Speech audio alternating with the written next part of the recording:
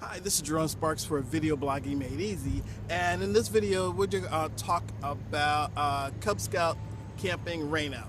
Now, growing up, I was a Cub Scout and a Boy Scout, and we did lots of camping trips, pitching tents, and going on hikes, and wow, it was fantastic. It was a great growing experience for me, and I learned a lot.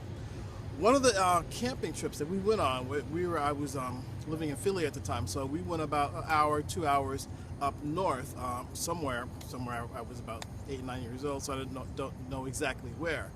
But it was raining. We were driving out, and it was a driving rain too, heavy duty rain. We were driving out the Pennsylvania Turnpike, and we got to our campsite, and it was still raining. And the decision was made to stay out there, and we stayed out there. We pitched our tents in the dark, in the rain, and it was messy, and all my clothes were wet and everything else like that.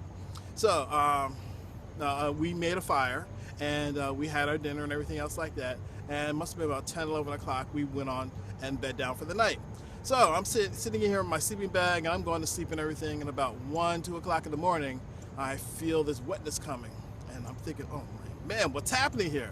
So apparently we were camping on the side of a mountain, and because it hadn't stopped raining since the time we had left for this camping trip, so by 1 or 2 o'clock it was flooded, and actually you could see you could feel the water coming through the tent and through all of our clothes and everything else like that, and it was just a mess.